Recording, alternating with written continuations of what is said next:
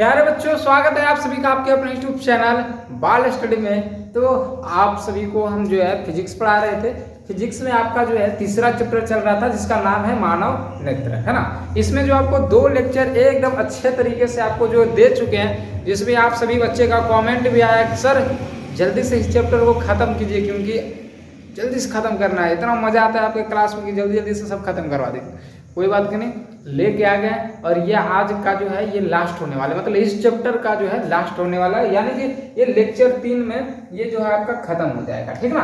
तो आप सभी को पता है कि किस तरह का से यहाँ पे जो है पढ़ाया जाता है। और यहाँ पे एक चीज भी आप देख पा रहे हो क्या, कि प्रश्न का जवाब दो और 1000 जीतो। तो ये सही बात है। आप लोग सोचिएगा कि हो सकता है सर ऐसे लगा दो, ऐसे नहीं है। ये वेबसाइट पे है, ठीक ना। गूगल पे जाइएगा, बाल स्टडी सर्च कीजिएगा, balstudy.com। देखो जो बोल रहे हैं जो सर्च कीजिएगा बाल स्टडी STUDY balstudy.com। ये चीज़ गूगल पे सर्च कीजिएगा ना, तो आपको 10th का जो है ना 10th का एक पेज मिलेगा। वहाँ पे जाइएगा तो जैसे क्लिक कीजिएगा तो आपका क्या हो जाएगा, वो खुल जाएगा। अगर क्वेश्चन पूछा हुआ रहेगा तो वहाँ पे खुल जाएगा, ऑटोमेटिक आपके सामने आ जाएगा। आप उसका जवाब दीजिएगा तो बिगिनर बन जाइएगा। कभी कभी क्वेश्चन पूछा जाता है, हर एक टाइम नहीं पूछा जाता, पहले बता देते हैं। नहीं तो अगर हर एक टाइम पूछेंगे तो हम ही जो है ना रास्ते पे आ जाएंगे, मतलब रोड पे आ जाएंगे। समझ रहे हो ना। चलो, तो इसमें बहुत सारे टॉपिक हम जो आपको करवा चुके थे। जो बच्चे अगर इस वीडियो में पहली बार आए हैं, हमारे पास पहली बार आए हैं पढ़ने के लिए, तो उनको बता दें कि यहाँ तक इससे पहले जो है सारा कुछ हम आपको पढ़ा चुके हैं। मतलब कि स्पेक्ट्रम इस सब के बारे में सब कुछ बता चुके हैं, मानव नेत्र के बारे में सब कुछ A to Z जानकारी जो था दे चुके थे कि एक आंख से कितना देख सकते हैं, 2 आंख से कितना देख सकते हैं, कितना डिग्री तक देख सकते हैं। A to Z जानकारी आपको जो है दे चुके थे उसमें, ठीक ना।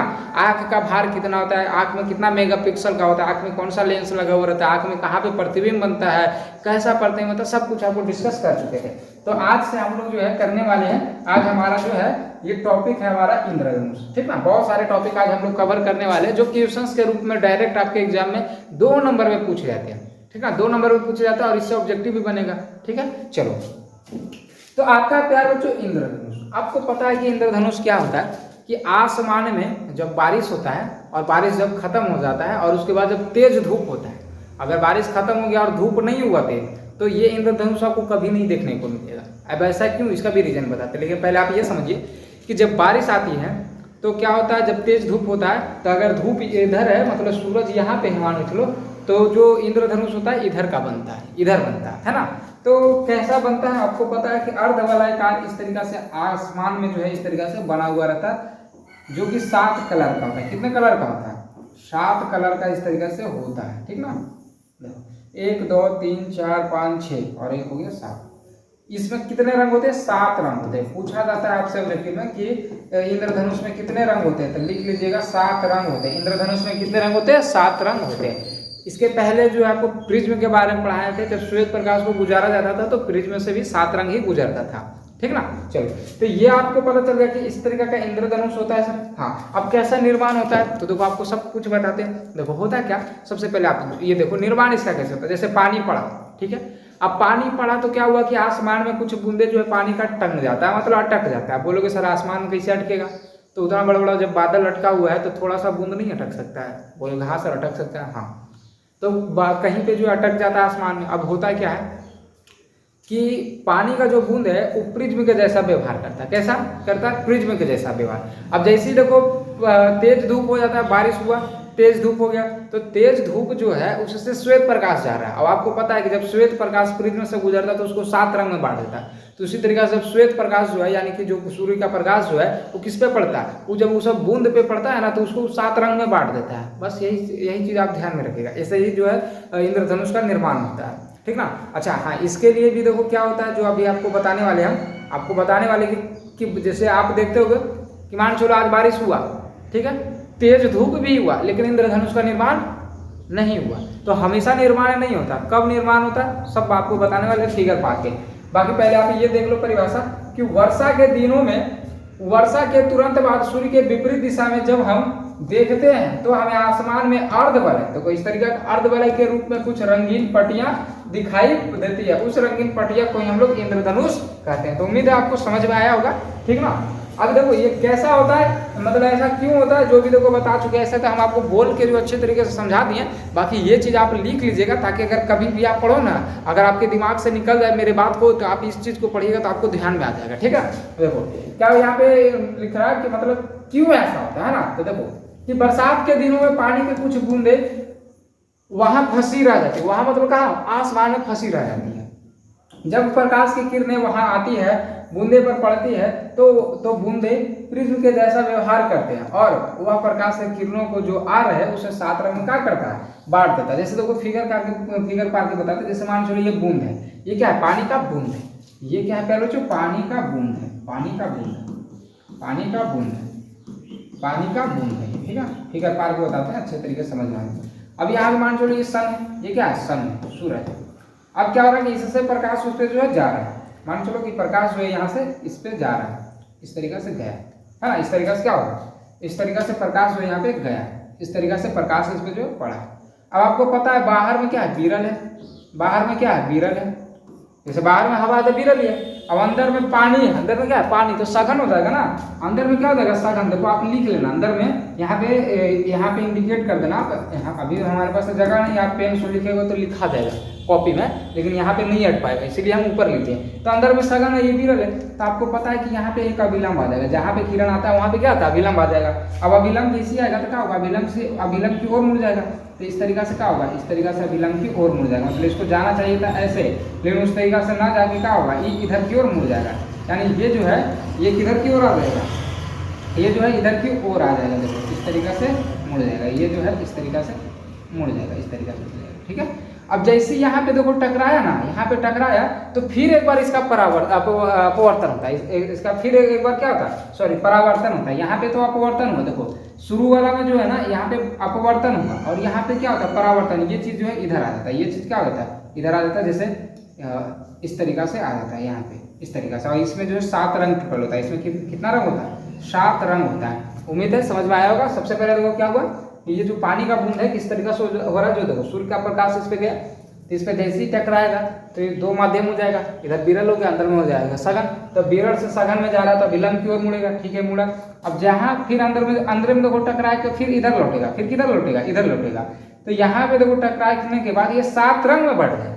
इधर से तो जा रहा था श्वेत प्रकाश, जैसे यहाँ से टकरा के इधर आएगा तो 7 रंग में बढ़ जाएगा, और यहाँ पे हमको जो है इंद्रधनुष जैसा हमको दिखाई देने लगेगा। तो पूछता है कि पानी के बूंद में कितने बार परावर्तन होता है या अपवर्तन होता है, तो 2 बार होता है। कितने बार होता है, 2 बार। एक बार तो समझो तो परावर्तन होता है, और एक बार यहाँ पे अपवर्तन हुआ, और यहाँ पे क्या हुआ, परावर्तन हुआ। ठीक ना, इस बात को जो आप अच्छे से ध्यान रखिएगा। लेकिन अगर बात किया जाए, है ना, लेकिन अगर बात किया जाए आपसे कि हमेशा इंद्रधनुष का निर्माण क्यों नहीं होता, जैसे आप बोलोगे कि सर हमेशा इंद्रधनुष का निर्माण क्यों नहीं होता, तो देखो इंद्रधनुष का निर्माण होने के लिए एक शर्त है, यहाँ पे जो किरण जो इस पे आ रही है ना, इस पे जो यहाँ पे आ रहा है, इस पे जो किरण आ रहा है वो 42 डिग्री बना के आना चाहिए। 42 डिग्री पे अगर आएगा ना, 42 डिग्री पे अगर किरण आएगा तभी जो है, 1 मिनट रुक जाइएगा, कॉल आ रहा है, वीडियो रिकॉर्ड हो रहा है, हम बोलते रहते हैं, ठीक ना। ऐसा स्टॉप लिखा है था, लेकिन वीडियो रिकॉर्ड होते रहता है। देखो हाँ, तो हम क्या बोल रहे हैं कि 42 डिग्री पे अगर ये किरण आ रही है तब जो इंद्रधनुष का निर्माण होगा। अगर 42 डिग्री से कुछ या तो ज़्यादा 43 पे आ जाए, या तो 42 से कम आ जाए, तो इंद्रधनुष का निर्माण नहीं होगा। इसलिए जो है हमेशा इंद्रधनुष का निर्माण नहीं होता। इंद्रधनुष का निर्माण कब होता है, जब ये किरण जो है, ये पानी का जो बूंद है, इसके अंदर में 42 डिग्री का कोण बना के आए, तब जो है इंद्रधनुष का निर्माण होगा, अन्यथा नहीं होगा। ठीक ना, तो ये किरण जो इधर आ जा रहा है। ठीक है, तो उम्मीद करते हैं आपको समझ में आया होगा, और आप इसे जो कॉपी में अच्छे से नोट भी कर लीजिएगा। चलो अब इसके बाद देखो हमारे पास है, देखो पूर्ण आंतरिक परावर्तन क्या है। देखो पूर्ण आंतरिक परावर्तन होता है क्या प्यारे बच्चों, कि जैसे इसमें होता है क्या कि हमारे पास 2 माध्यम होता है, एक विरल और एक सघन, 2 माध्यम होता है। अब हम क्या करते हैं कि विरल माध्यम से सघन माध्यम में एकदम नहीं मानेगा, ये कॉल बात ही करके मानेगा, ये बार बार कॉल कर दे रहा है।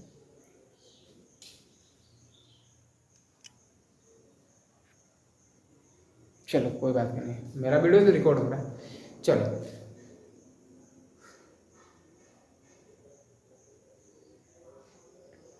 कॉल कट गया उसका। चलो देखो हाँ, ये बीच में क्लास डिस्टर्ब हो जाता है ना, इससे अच्छा नहीं लगता है। अब अगर डाटा बंद कर देंगे तो फिर क्लास ही नहीं चलेगा। जैसे आप लोग सोचोगे कि फ्लाइट मोड मार दीजिए तो फिर क्लास ही ऑफ हो जाएगा यार, फिर तो दिक्कत है, फिर लाइव कैसे चलेगी। देखो हाँ, तो हम यहाँ पे बता रहे थे आपको पूर्ण आंतरिक परावर्तन। तो इसमें देखो दो माध्यमों को अलग करने वाली एक अपवर्तक सतह लेते हैं। ये क्या हमारा अपवर्तक सतह, अपवर्तक सतह, अपवर्तक सतह। अब यहाँ पे हम अभिलंब इस तरीका से हम अभी मान लेते हैं, इस तरीका से एक अभिलंब मान लेते हैं, ठीक है। इस तरीका से देखो सीधे हो जाएगा इस तरीका से, ठीक है। अब देखो हम क्या करते हैं कि इधर देखो नीचे में विरल, नीचे में हम मान के चलते हैं नीचे में क्या है विरल, ठीक है। और ऊपर में ये क्या है सघन, तो दो माध्यम हो गया, एक सघन माध्यम एक विरल माध्यम। अब यहाँ पे होता क्या है जो आप समझना, होता है यहाँ पे ये कि यहाँ से हम किरण को गुजारते हैं। देखो इस तरीका से किरण को हम गुजारते हैं, इस तरीका से हम क्या करते हैं किरण को गुजारते हैं। अरे यार हो जाओ, इस तरीका से देखो तिरछा हो जा रहा है, आप लोग सीधा कर लेना। इस तरीका से हम किरण को गुजार रहे हैं, तो इसको जाना चाहिए था ऐसे, लेकिन इस तरीका से ना जाके क्या होगा, विलंब से दूर हटेगा, है ना, इधर आ जाएगा, मतलब विलंब की ओर मुड़ेगा, ठीक ना, तो ये इधर आ जाएगा, ठीक ना। चलो ये इस तरीका से हो गया। अब देखो क्या होगा कि फिर इस तरीका से जाएगा यहाँ पे, तो ये इधर मुड़ जाएगा, फिर देखो इस तरीका से जाएगा तो फिर ये क्या होगा यहाँ पे मुड़ जाएगा, फिर इस तरीका से भेजे हैं तो फिर ये क्या आ जाएगा इधर आ गया। मतलब हमारे कहने मतलब समझे, जब इसको हम लेके गए इधर से लेके गए तो ये वाला प्राप्त हुआ हमें, ठीक है ना। कौन सा, अपवर्तन कोण, सॉरी अपवर्तित इधर हुआ। ये इसको लेके गए किरण को तो अपवर्तित किरण ये हुआ हमारा, इसको किरण को गुजारे था अपवर्तित किरण ये हुआ, इसको गुजारे था अपवर्तित किरण ये हुआ। तो आप देख रहे हो कि ये चौथा वाला जो है इससे क्या हुआ कि जिधर से किरण भेज रहे थे, मतलब हम नीचे से भेज रहे थे, नीचे से भेज रहे थे, फिर नीचे आ गया, अपवर्तन होकर कहाँ आ गया, नीचे ही आ गया, अपवर्तित होकर कहाँ आ गया, नीचे ही हो गया। मतलब कि नीचे से भेज रहे थे और फिर नीचे ही आ गया, नीचे से भेज रहे थे और फिर नीचे आ गया।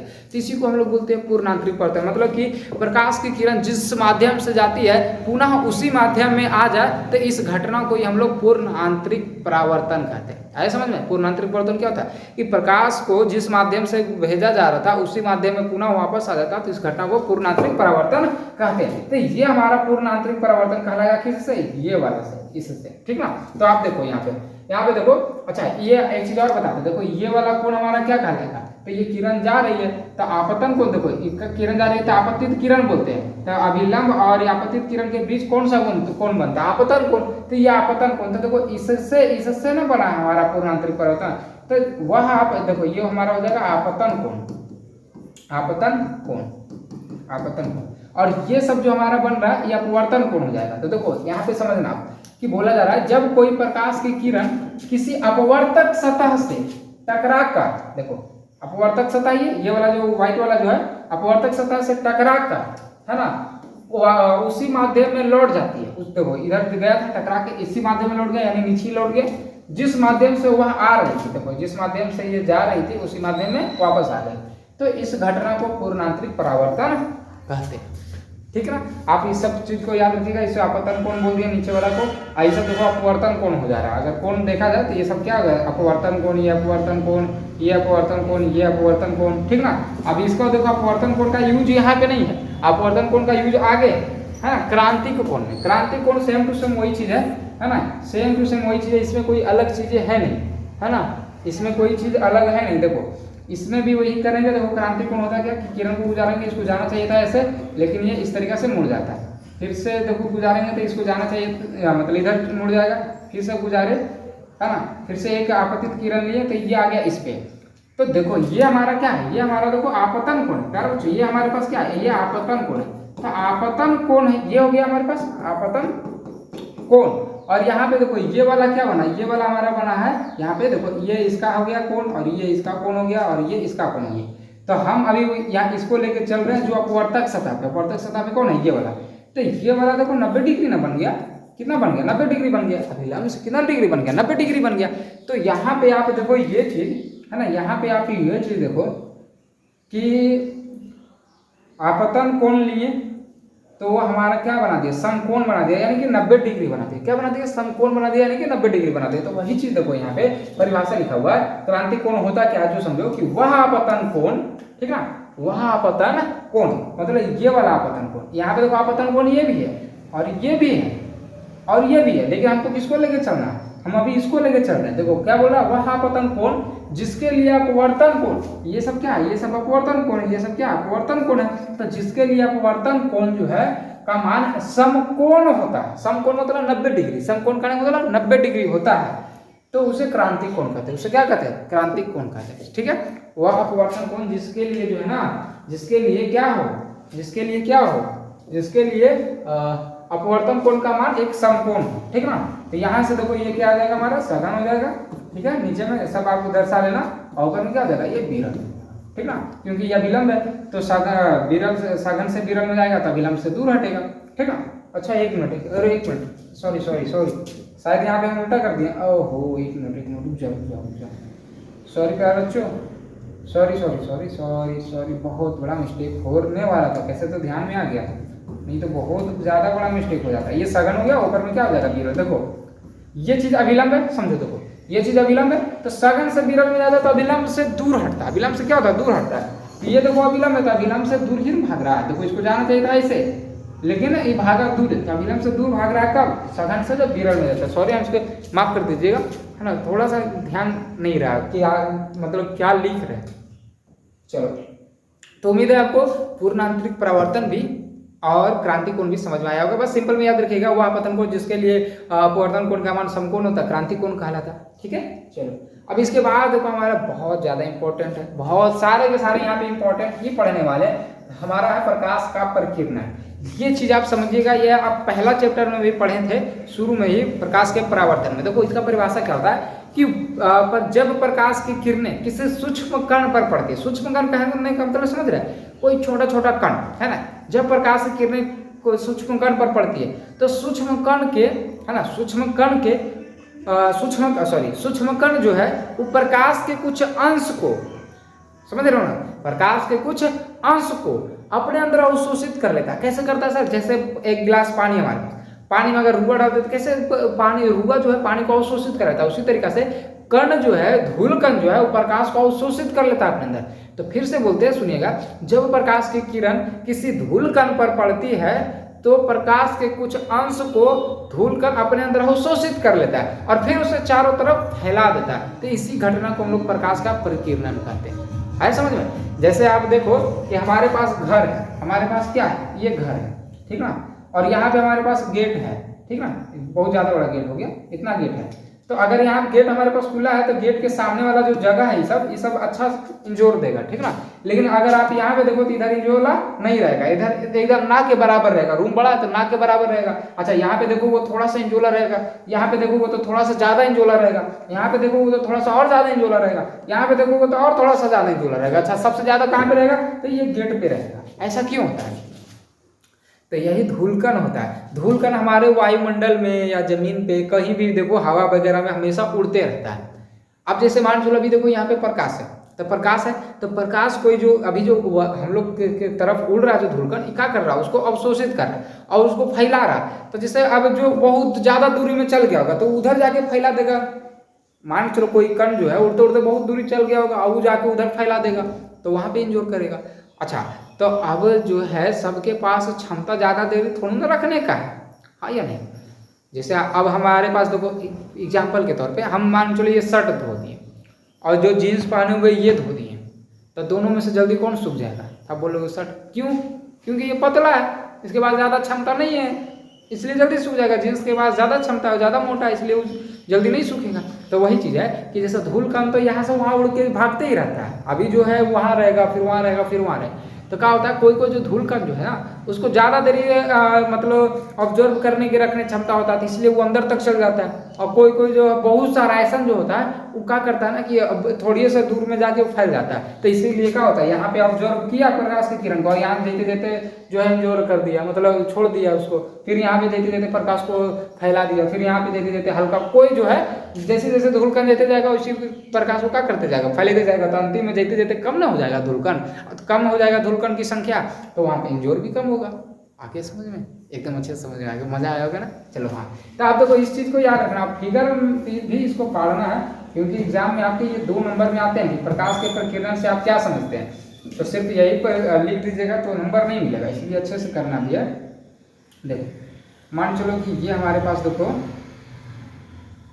ये हमारे पास कण है, ये हमारे पास क्या है, कण है। अब इसको देखो प्रकाश दिए, इसको क्या दिए हैं, इसको जो है हम प्रकाश इस तरीके से दिए हैं।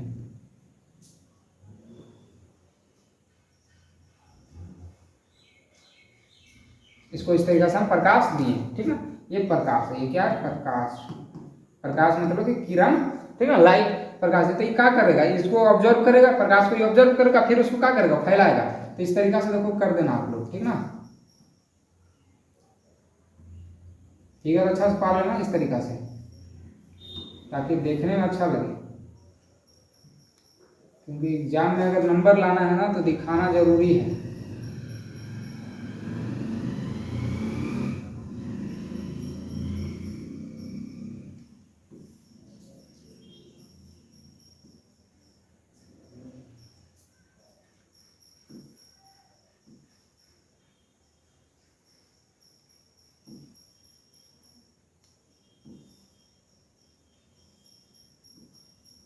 चलिए इस तरीके से आप जो है सही ढंग से पा रहे हैं, ठीक है ना।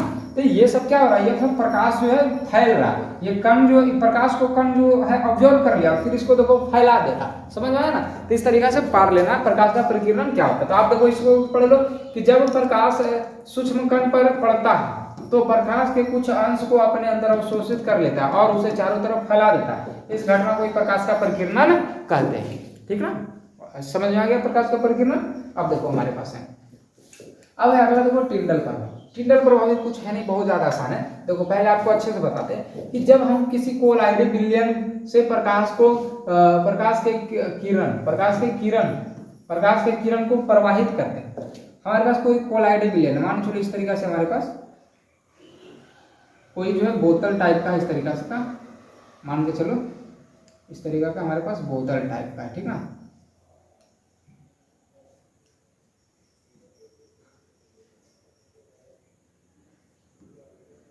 इस तरीका का बोतल टाइप का, ठीक है। अब देखो क्या है कि इसमें पानी हम भरे हुए, इसमें क्या भरे हुए, हम पानी भरे हुए, इसमें जो हम पानी भरे हुए हैं इस तरीका से।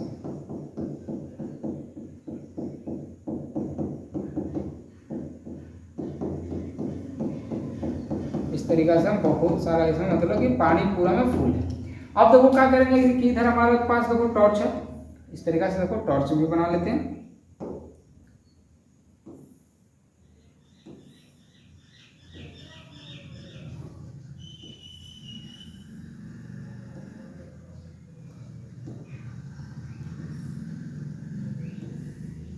ये हमारे पास क्या है, ये टॉर्च है हमारे पास, ये इस तरीके से टॉर्च है। अब ये क्या कर रहा है, ये प्रकाश दे रहा है, ये क्या दे रहा है, ये प्रकाश दे रहा है।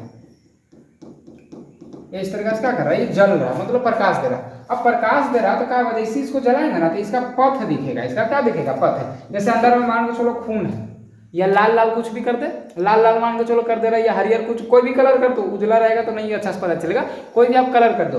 तो जैसे मान चलो कोई भी कलर कर दियो और टॉर्च का जब रोशनी गुजारोगे ना तो इसका पथ दिखेगा। पथ का नहीं मतलब रास्ता, इतना में एकदम पूरा एकदम क्लियर दिखेगा, नहीं दिखेगा, इधर हल्का हल्का उजला होगा, हल्का हल्का उजला होगा, लेकिन ये सब में जो है इतना भर में ज्यादा होगा। तो इसी को हम लोग बोलते हैं टिंडल प्रभाव। इसी को हम लोग क्या बोलते हैं, टिंडल प्रभाव। जैसे आप लोग देखे होंगे कि अगर आप कोई गरीब घर से होगे तो घर है आपका, फूस का घर है, ठीक है, और मान चलो यहाँ पे छपरी दिया हुआ और यहाँ पे हल्का सा छेद है, हल्का सा क्या छेद है। अब सूर्य का किरण वो कैसा आता है, एकदम हल्का सा आता है कि नहीं, इस तरीका से। तो वो कैसे दिखता है आपको, पथ जैसा, लाइन जैसा दिखता है वो, अरे हाँ या नहीं, लाइन जैसा दिखता है कि नहीं। तो वहीं पे यहाँ पे भी हो जाता है। तो वो भी चीज टिंडल प्रभाव ही है, जो घर से आता है ना उस तरीका से छोटा सा, तो वो भी हमारा टिंडल प्रभाव ही है। और ये भी टिंडल प्रभाव। देखो टिंडल प्रभाव कहता क्या है कि जब हम किसी कोलाइडी विलयन, तो कोई कोलाइडी विलयन कहने का मतलब ना कि इसमें कुछ मिला देना, ताकि अगर सिर्फ पानी रहेगा तो अच्छा से क्लियर नहीं दिखेगा, इसलिए इसमें कुछ मिला दीजिएगा, लाल पीयर हरियर कुछ भी, तो अच्छे से आपको दिखेगा।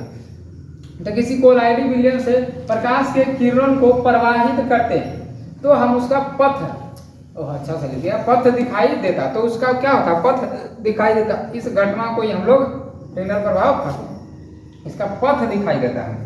तो इसी घटना को क्या कहते हैं हम लोग, टिंडल प्रभाव कहते हैं। आप लोग इस तरीके से भी कर लीजिएगा, पार लीजिएगा। तो ये क्या हो जाता है, इसका पथ दिखाई दे रहा है। आगे समझ में टिंडल प्रभाव। अच्छा पूछता है कि टिंडल प्रभाव निम्नलिखित में किस में देखा जा सकता है। तो देखो आपको रहेगा ऑप्शन में खेत में, ठीक है, बी में रहेगा मैदान में, सी में रहेगा जंगल में, और डी में रहेगा सभी में, सभी सभी मान चलो। बोलेगा निम्नलिखित में किसमें टिंडल प्रभाव देखा जा सकता है, तो बताइएगा कहाँ, जंगल में। क्यों? क्योंकि जंगल में देखो बहुत सारा भीड़ भड़ा करता है, एकदम घना रहता है। अब जैसे घना है, बहुत सारा घना है, बहुत सारा पेड़ पौधा है, पत्ता उत्ता है, तो सूर्य का प्रकाश अंदर में नहीं आ पाता है। आपको पता है कि सूर्य का प्रकाश अंदर में नहीं आ पाता। लेकिन एक आध जगह से ऐसा जरूर होगा कि मान के चलो कि हल्का सा एकदम खाली है, हल्का सा क्या है, हल्का सा एकदम जो है खाली है ना, हल्का सा एकदम क्या है, खाली। इस तरीका से मान चलो हल्का सा खाली, तो सूर्य का प्रकाश क्या आएगा, हल्का सा इस तरीका से आएगा कि नहीं, हल्का सा इस तरीका से आएगा। तो ये किस टाइप का लग रहा है, ये पथ दर्शा रहा है, यानी रास्ता जैसा दिखा रहा है, यानी लाइन जैसा बता रहा है, तो वही हमारा टिंडल प्रभाव होता है। तो जंगल में इस तरीका का होता है। मैदान में तो देखो पूरा खेत में ही क्या होता है कि पूरा इंजोर है ना, समझ रहे हो ना, मैदान बोलो या खेत बोलो एक ही बात है। तो टिंडल प्रभाव उम्मीद है आपको समझ में आ गया होगा। अच्छा बोलेगा टिंडल प्रभाव, पूछेगा आपसे कि टिंडल प्रभाव प्रकाश के किस घटना से होता है, ठीक ना। टिंडल प्रभाव देखो, टिंडल प्रभाव प्रकाश के किस कारण से होता है, तो आप लिखिएगा टिंडल प्रभाव। देखो टिंडल प्रभाव, टिंडल प्रभाव प्रकाश के प्रकीर्णन, प्रकीर्णन कैसे लिखा था, प्रकीर्णन, अच्छा इधर से होता है प्रकीर्णन, प्रकीर्णन के कारण होता है,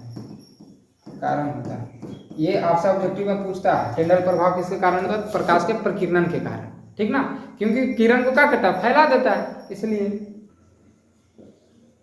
चलो अब देखो हमारे पास है आकाश का रंग नीला होता है क्यों, है ना, आकाश का रंग नीला दिखाई देता है क्यों।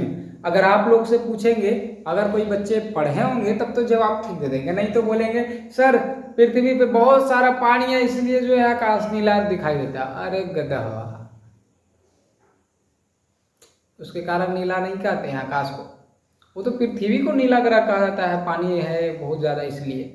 लेकिन आकाश को हम लोग मतलब आकाश नीला क्यों लगता है, जो हम पूछ रहे हैं आपसे, तो आप बोल रहे हैं कि पृथ्वी में बहुत सारा पानी है, नहीं, ये इसका जवाब नहीं होगा। देखो आकाश नीला होता है क्यों, जैसे समझना, हम लोग को पता है कि हमारे पृथ्वी में वायुमंडल है, पृथ्वी के बाहर चारों तरफ क्या वायुमंडल है, ठीक ना, अंदर में भी है, तभी तो हम लोग सांस ले रहे हैं, ठीक है।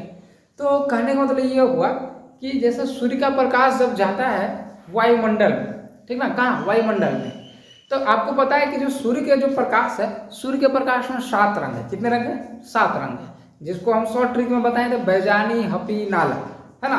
तो 7 रंग है, तो सातों में से क्या होता है प्यारो, जब जाता है कहाँ से होके, जब जाता है वायुमंडल से, तो वायुमंडल में बहुत सारा कण है, बहुत सारा क्या है, कण है। तो जो कण है ना, वो नीला रंग को ज्यादा परिकीर्णित कर देता है, नीला रंग को क्या करता है, ज्यादा फैला देता है, जिसके कारण जो है आकाश नीला दिखाई देता है, समझे।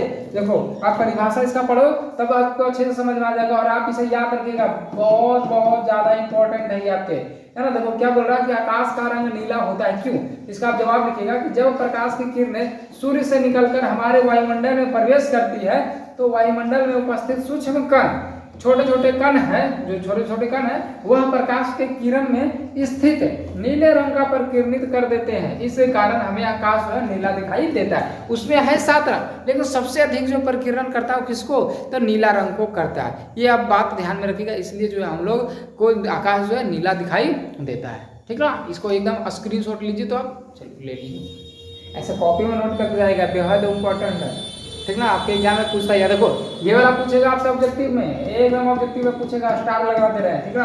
आकाश का रंग नीला प्रकाश के परिकीर्णन के कारण होता है, टिंडल प्रभाव भी प्रकाश के परिकीर्णन के कारण होता है, ये सब छोटा छोटा चीज है, याद रखिएगा।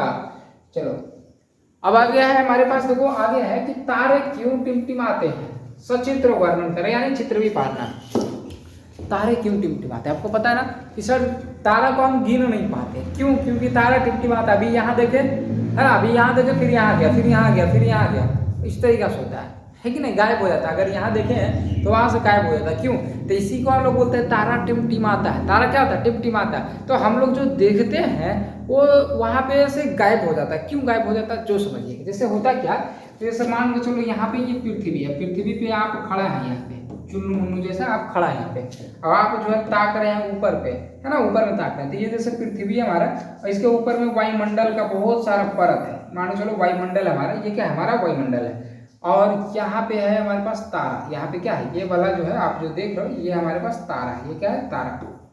अब तारा से जो है किरण आता है तो क्या होता है ना कि देखो इस तरीका से किरण देखो इस तरीका से आ रहा है, ठीक ना। तो अब देखो यहाँ पे कुछ अलग माध्यम है, ऊपर में ये देखो अभी वो खाली है, निर्वात है ना, वहाँ पे क्या खाली है यानी निर्वात है, तो वहाँ पे कोई अलग माध्यम है। जैसे ये वायुमंडल में आया तो इसका पहला परत में आया तो इसका क्या होगा कि इस तरीका से आ रहा है तो ये इधर मुड़ जाएगा, समझ रहे हो ना, ये क्या हो जाएगा इधर मुड़ जाएगा, इधर मुड़ जाएगा। फिर यहाँ से देखो यहाँ से यहाँ पे कुछ अलग माध्यम है, फिर यहाँ पे कुछ अलग माध्यम है तो फिर इधर मुड़ जाएगा, ठीक ना, समझ रहे हो। फिर यहाँ पे अलग माध्यम है, फिर यहाँ पे अलग माध्यम है तो फिर इधर मुड़ जाएगा, फिर इधर मुड़ जाएगा। फिर यहाँ पे देखो, फिर यहाँ पे ऊपर में देखो अलग माध्यम है, नीचे में पृथ्वी पे कोई अलग माध्यम है, तो यहाँ पे इस तरीका से अब हमारी आंखों तक पहुँचता है। तो आप देख पा रहे हो कि हम देख रहे हैं तो हमको किस तरीका से दिखाई दे रहा है, इधर उधर हो जा रहा है, इधर उधर हो जा रहा है, वो वहीं पे है, वो जो है तारा जहाँ पे था वहीं पे है, तारा इधर उधर नहीं गया। हो क्या रहा है हमको उस तरीका से दिखाई दे रहा है, क्यों, क्योंकि बीच में देख लो बहुत सारे वायु मतलब कि परत है, बहुत सारा परत है, जिसके कारण अपवर्तन हो जाता है। तो अपवर्तन होता है तो अभी जैसे मान के चलो कि एक बार अपवर्तन हुआ तो हमको यहाँ पे दिख रहा, दोबारा अपवर्तन हो जाता है तो हमको अलग जगह दिखता है या तो फिर दिखवा नहीं करता है, समझ रहे हो ना, इस तरीका से होता है। तो आप इस बात को ध्यान में रखिएगा और कॉपी में भी आप इसको उतार लीजिएगा। तो यहाँ पे देखो लिखना, आप यहाँ पे उत्तर में लिखना कि तारे पृथ्वी से बहुत अधिक दूरी पर स्थित है, अतः तारों से चलने वाले प्रकाश को वायुमंडल की विभिन्न परतों को पार करना पड़ता है। देखो ये वायुमंडल के विभिन्न परत है यहाँ पे, ठीक ना। इन परतों का घनत्व तो बदलते रहने से इनकी सघनता भी बदलती रहती है, मतलब घनत्व तो किसी का ज्यादा है किसी का कम है, घनत्व तो मतलब समझ रहे ना, किसी का ज्यादा किसी का कम। जैसे अगर आप नहीं समझ रहे हो तो घनत्व के लिए आपको हम एकदम बेस्ट एग्जाम्पल देते हैं, है ना, क्योंकि आपको समझ में आना चाहिए, अगर नहीं समझ में आएगा फिर तो दिक्कत है ना। चलो तो एक पेज लेते हैं, ये देखो अभी इसका देखो घनत्व तो कम है, अभी इसका क्या है घनत्व तो कम है। जैसे इसको देखो मोड़ देंगे तो इसका घनत्व थोड़ा सा ज़्यादा हो गया, एक बार और मोड़ देते और घनत्व थोड़ा सा ज़्यादा हो गया, एक बार और मोड़ देते एक बार और घनत्व थोड़ा सा ज़्यादा हो गया। जितना इसको मोड़ते जाएंगे इसका घनत्व क्या होगा, इसका घनत्व बढ़ते जाएगा, इसका घनत्व क्या होता है बढ़ते जाएगा, और जब चाप चाप कर देंगे तो इसका और घनत्व बढ़ जाएगा। तो अगर इसका घनत्व बढ़ेगा तो इसमें से प्रकाश कम न गुजरेगा, घनत्व कम रहेगा तो प्रकाश ज़्यादा गुजरेगा, समझ पा रहे हो ना। तो यही होता है, जहाँ पे घनत्व ज़्यादा है वहाँ पे प्रकाश कम गुजरता है, जहाँ पे घनत्व कम है वहाँ पे क्या होता है प्रकाश ज़्यादा गुजर जाता है। तो कम बेसी तो होगा ही। तो उसी तरीका से इसलिए जो यहाँ पे अपवर्तन होते रहता है, हर एक परत पे क्या होते रहता है अपवर्तन होते रहता है, जिस कारण हमको जो है एक जगह जो है तारा स्थायी नहीं दिखाई देता, वो लगता है कि टिमटिमा रहा है, वैसा लगता है लेकिन रियली में वो वहीं पे रहता है, ठीक ना। तो ये आप समझ गए। फिर बोल रहा है कि किसी विशेष तारे से आने वाले प्रकाश किरण इन विभिन्न परतों से अपवर्तित होकर हमारी आंखों, जैसे ये विशेष तारा इससे देखो आ रहा है तो हमारी मतलब परतों से अपवर्तित होकर हमारी आंखों में आती है। परतों के बदलते रहने से तारे की प्रतिबिंब की स्थिति भी बदलती हुई प्रतीत होती है, इसलिए तारे जो है टिमटिमाते हैं, इसलिए जो है तारे टिमटिमाते हैं। उम्मीद है कि आपको समझ में आया होगा और इस चीज को आप एकदम अच्छे से ध्यान में रखिएगा, क्योंकि ये सब बहुत ज्यादा इंपॉर्टेंट है ना। ये सब देखो भी आई नहीं, भी लगाते जाइए एकदम भी आई है, समझ रहे हो ना, बहुत ज्यादा, क्योंकि इस चैप्टर से यही सब क्वेश्चंस पूछा ही जाता है। अब है कि अब देखो क्या है कि व्याख्या कीजिए कि ग्रह क्यों नहीं टिमटिमाते हैं, ना। तारा तो जैसे टिमटिमाता है, ग्रह क्यों नहीं टिमटिमाता, ये भी क्वेश्चंस पूछा जा सकता है आपके एग्जाम में और कई बार पूछा भी गया है, इसलिए सब कुछ आपके लिए लेके आ जाएंगे कि छूटे ही ना, समझ रहे हो ना। चलो तो व्याख्या कीजिए कि ग्रह क्यों नहीं टिमटिमाते। इसका देखो उत्तर आप सीधे में समझ जाओ कि ग्रह पृथ्वी से बहुत अधिक दूरी पर नहीं होते, ये तो नजदीक है, ज्यादा दूरी थोड़ी, यहाँ पे पृथ्वी है, यहाँ पे हमारा मंगल हो गया, फिर इधर बृहस्पति हो गया, इस तरीका से तो ज्यादा दूर तो है नहीं, है ना। तो वही है कि ये ग्रह पृथ्वी से बहुत अधिक दूरी पर नहीं होते, इसलिए उनसे आने वाले प्रकाश की किरणों को विभिन्न बदलती सघनता वाली वायुमंडल की परतों से नहीं गुजरना पड़ता तथा उनके प्रतिबिंब की स्थिति नहीं बदलती, इसलिए ग्रह नहीं टिमटिमाते। जैसे इसमें आप देख रहे हो ना, इसमें आप देख रहे हो विभिन्न सारे परत, तो इसमें वैसा नहीं होता। पृथ्वी यहाँ पे इधर है हमारा और इधर हमारा क्या, इधर हमारा मान चलो ग्रह, तो ग्रह है तो ज्यादा दूर तो अपने है नहीं, और ये जो है तारा जो बहुत ज्यादा दूर में, बहुत ज्यादा दूर में, बहुत ज्यादा दूर में, है ना। तो इसलिए हमको जो अच्छे से नहीं दिखाई देता, लेकिन ग्रह जो है ज्यादा दूर में नहीं है, इसलिए प्रकाश सीधे आ जाता है। अब जैसे देखो मान के चलो कि एक टॉर्च है, अब सामने जला रहे हैं तो हमेशा जलते रहेगा, लेकिन ये एकदम कहाँ से जला है, मान चलो पृथ्वी के बाहर से जला है तो वो दिखेगा भी नहीं, उसमें उतना प्रकाश नहीं होता।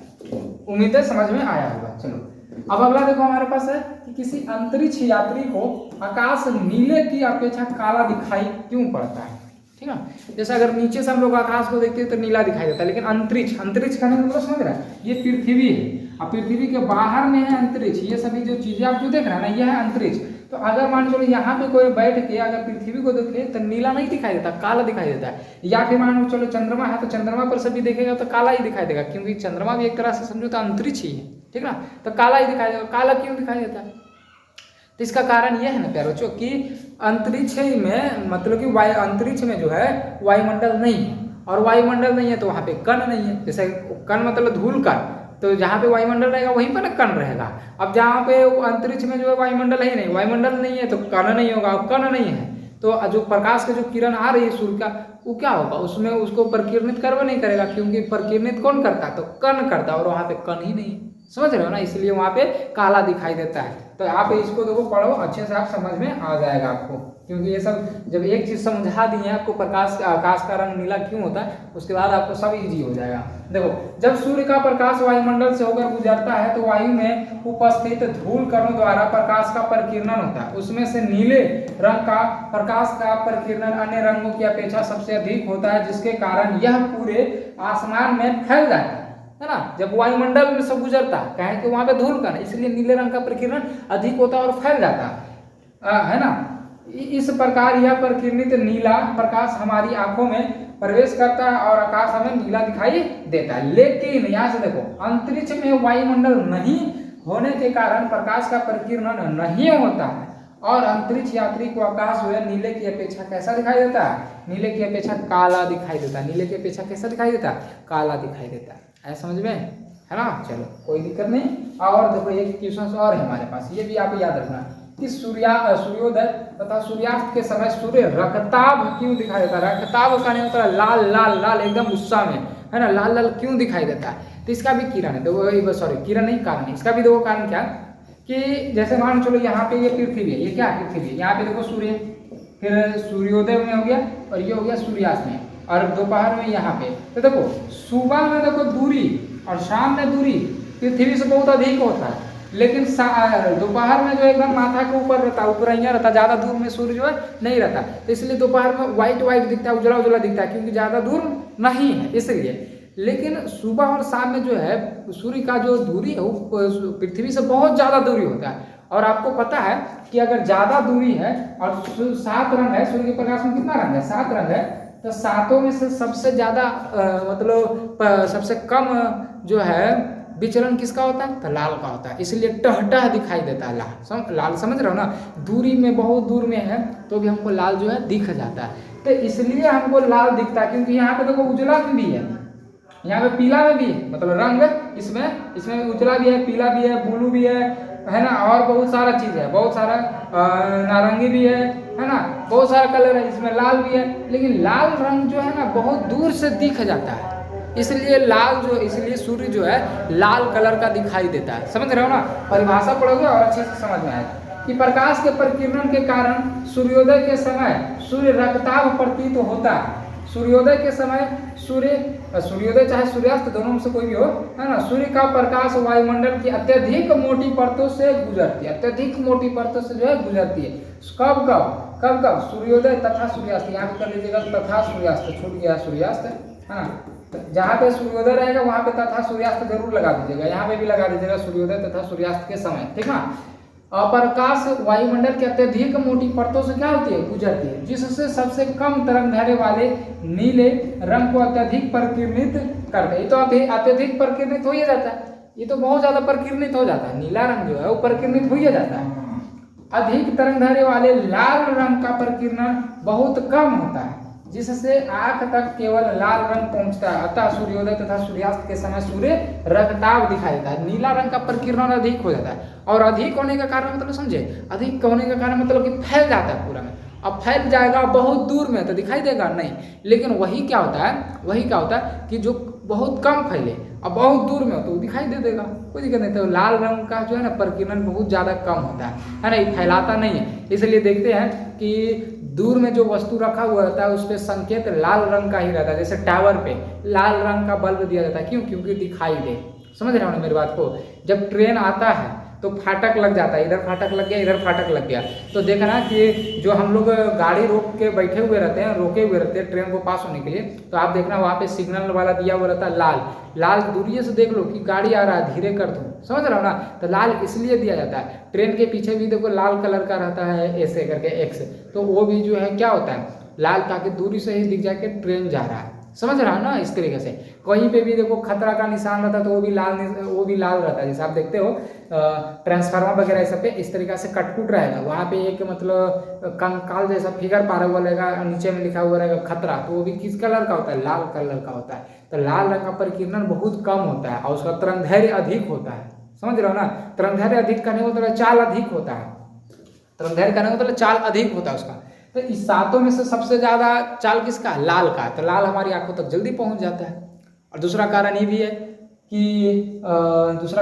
है कि इसका जो है प्रकीर्णन कम होता है, जिसके कारण ये गाढ़ा दिखाई देते रहता है और हमें जो है मतलब लाल लाल दिखाई देता है, समझ पा रहे हो ना। इसलिए सूर्योदय तथा सूर्यास्त के समय जो है सूर्य रक्ताभ दिखाई देता है, यानी लाल दिखाई देता है। आप इसको नोट कर लीजिएगा। और आपका जो है खत्म हो चुका है ये चैप्टर, ठीक है, ये चैप्टर खत्म हो चुका है। अब हम लोग पढ़ेंगे चौथा चैप्टर, ठीक ना, जिसका नाम है विद्युत। एक मिनट मुझे खाना खा अभी नहीं आया, फिर भी ढकार आ रहा है, बताओ। तब हम लोग पढ़ेंगे चौथा चैप्टर, ठीक ना, अगले क्लास से चौथा चैप्टर पढ़ेंगे। तब तक अगर आप हमारे चैनल को सब्सक्राइब नहीं किए तो चैनल को सब्सक्राइब कर दें। अगर आप ऐप में वीडियो को देख रहे हैं तो आप हमारे ऐप को 5 स्टार जरूर दें, ठीक ना। और आपको 1000 का अगर जीतना है तो जाइए गूगल पे सर्च कीजिए balstudy.com। चलो मिलते हैं हम लोग अगले वीडियो में प्यारे बच्चों, तब तक के लिए जय हिंद जय भारत।